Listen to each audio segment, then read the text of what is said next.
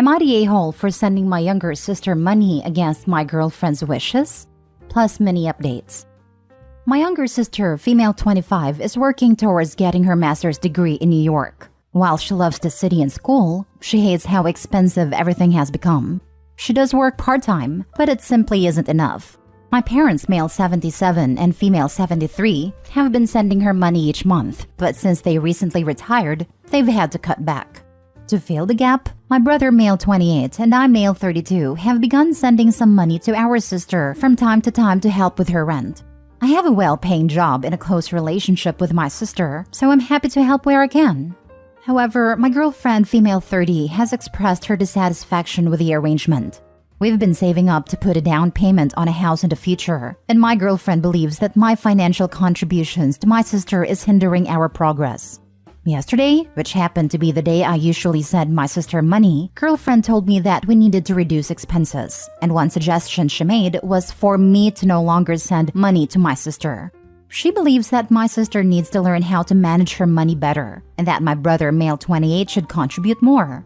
I told her about how I feel irresponsibility towards my sister, and how my brother doesn't make as much as I do. And while she did acknowledge that, she then said I was financially naive, and said she doesn't want me to be taken advantage of. I was kinda disappointed hearing this, as I made a conscientious decision to help my sister, and wasn't falling for some sort of scam. The conversation ended because we both had to go to work, but she told me not to send anything until we've further discussed this. During my lunch break at work, I proceeded to send my sister some money anyway and told girlfriend about this over dinner. She told me that she was disappointed. At this point, I was getting a little annoyed and responded by saying I was not willing to compromise my current arrangement with my sister. Girlfriend got upset with this and left the table. Am I the a-hole? Edit. I make about 15.5k a month and have been putting away 4 to 6k each month towards a future house. Girlfriend makes about 7k a month, currently saves around 1k a month for the house. She said she'll contribute more once her student loans are paid off. I pay for rent and utilities, while girlfriend pays for bulk of groceries. I started sending my sister $1,500 a month since my parents retired. Sister pays $2,800 a month in rent and $350 a month in transportation. I contribute $1,500 a month.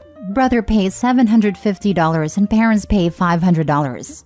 Our mother was terrified of sister living in New York City on her own and only agreed if she lived in a nicer area and had a car.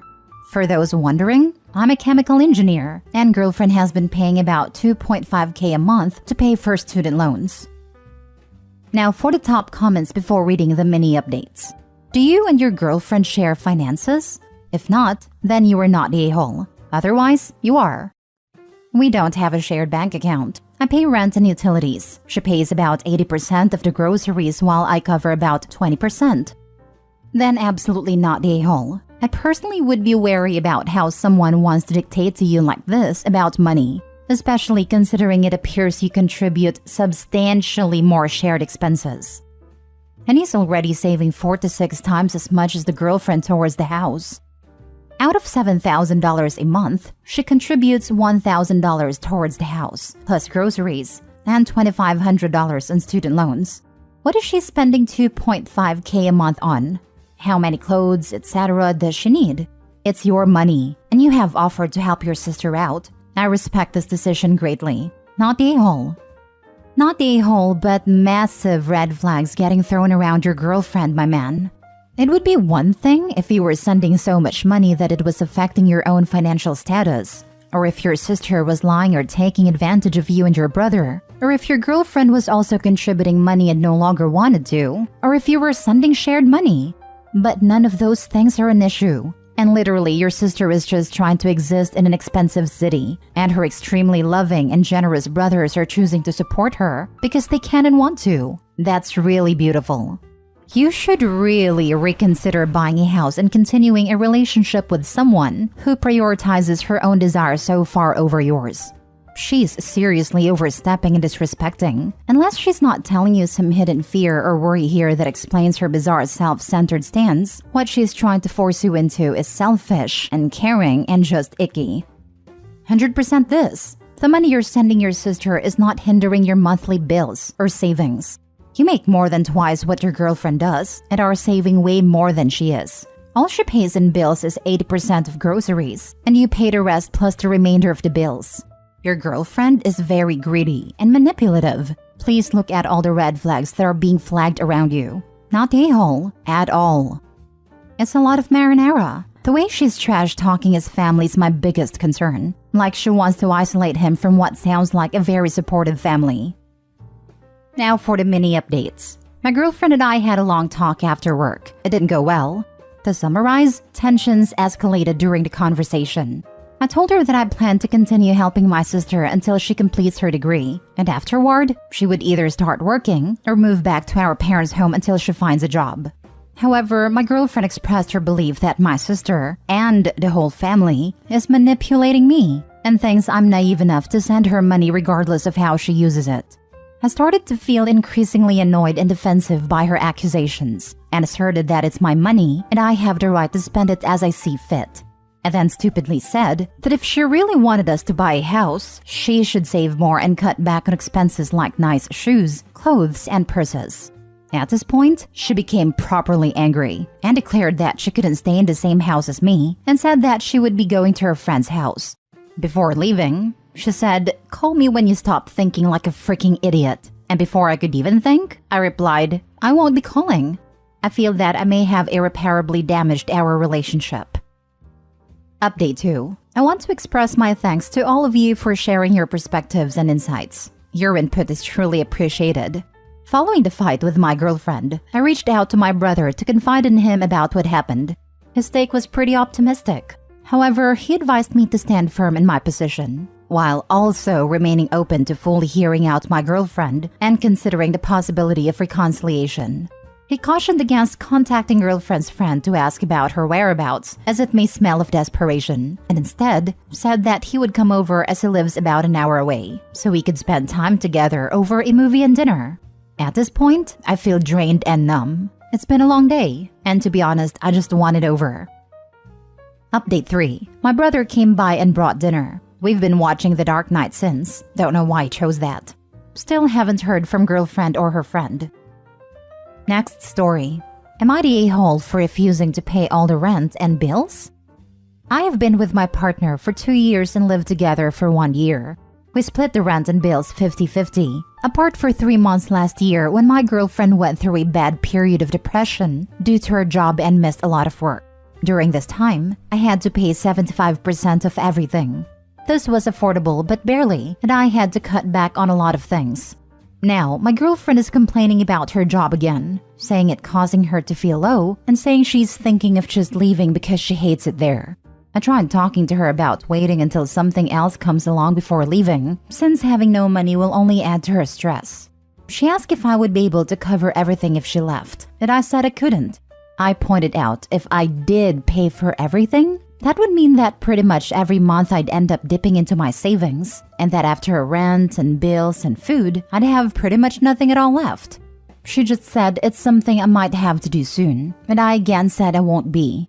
I said, as crappy as it may be, she'll either have to stay at her current job or pay her half of the rent and bills from her savings. She accused me of not being supportive and started talking about how I knew she hated it at her job and should want to help her. I said I do help her, but that is too much to ask since she knows I can't afford it, and I should not have to dip into my savings just because she quits a job. She again just accused me of being unsupportive. Am I the a-hole for refusing to pay all of the rent and bills? Not the a-hole. What makes it okay for you to dip into your savings to pay bills, but not her? That's not how it works. Her savings are there for times she has no money coming in. If she leaves her job, this will be one of those times. She can pay from her savings and search for a new job before they deplete to nothing. Totally not the a-hole. I get why OP's partner feels desperate. I left a job last year that was really damaging to my mental health, and I completely understand the feeling of losing a little bit of yourself every time you have to go back to that office. It's awful, and I wouldn't wish it on anybody, but I kept going back until I had another job in place, because I can't afford to not have an income. It's a truly terrible reality to have to live in, but it's the one we've got, and OP's partner needs to be realistic about it. and either keep the job until she gets a new one or make sure her savings are enough to cover her expenses in the meantime. Then OP's partner should be applying for other jobs. I don't know why she, or really anyone who quits without a plan, thinks that this is a magical thing that'll just work itself out. She sounds like a freeloader. Not the a-hole. Unfortunately, she is an adult that had to be responsible for herself, whether or not she's feeling depressed. You can be supportive without literally bleeding yourself dry. If she expects this of you, that sounds like a huge character flaw. Girlfriend isn't looking for a supportive partner, just someone to financially support her. On the money. She doesn't want to work. She wants to be a stay-at-home do-nothing. The fact that she isn't even willing to cover her own expenses from her savings means she's just gonna mooch for the rest of her days if she can. Even without kids in the equation, I can see OP making a habit of this to the point he feels trapped. You can be not the a-hole and still make the wrong choice here if you stay in this situation. You need to end this because she isn't in the right headspace to be a good partner to anyone, and she needs to fix that. Even if you don't count the fact you're basically paying for everything, you could probably save enough money to keep afloat not paying her expenses. If she isn't taking antidepressants or whatever her psychiatrist gives her, then she needs to go see one and get a prescription, because you can't choose being basically non-functioning for half the months in a year. If you care for her well-being, sending her back to her parents with the suggestion she gets a psychiatrist before you consider revisiting your relationship will probably be the best thing that happens to her. She will either see how bad she lets things get, or she will choose to be exactly who she is, but as someone else's problem instead of yours. Last story. Am I the a-hole for kicking my son, his girlfriend, and my grandson out of my house? I, 63 female, and my husband, 67 male, ran into an issue with my son last year. During the pandemic, his girlfriend got pregnant. He moved her in with his roommates who were not happy. The roommates left, and they resigned with the landlord just themselves. But his girlfriend couldn't/wouldn't find a job, and lost his job a few months later and couldn't pay rent. They stayed for 7 months and they got evicted. Now they have an eviction on their record, and terrible credit because they lived off of credit card. So they have thousands in credit card debt. I didn't want them moving in. My son, 38 male, lived at home until he was 31, so we had a lot of trouble getting him to move out. But his girlfriend was giving birth soon, so we took them in. They stayed for almost a year, and the deal was, they both get jobs, they help pay utilities and pay off their credit cards and find a place to live. They were only supposed to stay for 6 months, but they wouldn't move out when we asked at the end of 6 months. They said because of the eviction on the record, no one would rent to them. They also didn't make enough to pay utilities, so my husband and I paid more in utilities. And they ate for free as well, since they would take from the fridge and wouldn't buy any groceries themselves. We offered to help them with baby expenses like diapers, car seats, etc. at first, but it's been almost a year and we're still paying for it. They were doing DoorDash but not working more than 3 to 4 hours a day. I kept trying to get my son to get a full-time job, but he just got angry and accused me of nagging him. His girlfriend is also very messy and doesn't clean up after herself. I've changed more diapers and fed her son more than she has, and it's infuriating because they chose to have a child but won't take responsibility. My husband and I have been retired for 2 years now, and we had planned to move to Chile where I am from. We were supposed to sell the house last year and didn't, just to let them stay, but it's now been over a year and we were sick of it. We kept telling them they had to move out, and they just ignored us, so we put our house up for sale. We had wanted to renovate it first, but they wouldn't let us into their bathroom and room, so we decided just to sell it as is. We got a fair offer and closed by the weekend, and told them they had 2 months to move. My son yelled at us for kicking them out and not caring about him, and shattered the decorative vase we had. They finally moved out, and we are in between places and will be going to Chile next month. But my son and his girlfriend currently have nowhere to live. They are staying with a friend now, but they are only letting them stay until the end of the month and then they will have to figure it out. My son yells at me over the phone and tells me I'm never allowed to see my grandson again for kicking them out. I don't know where I went wrong, that he couldn't be an adult and get a job and move out without being forced. Now for the comments. Not the a-hole. He's 38. You were way more patient than you should have been. Not the a-hole.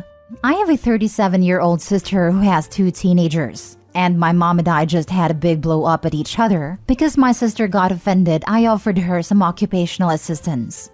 That being said, you two also are the main cause of this whole thing. Did you enable him until he was 31 living with you? Did he help with bills then? When people have children while being financially insecure by choice, a lot of the reason is that their parents let them skate by. This is the tough love you should have done ages ago.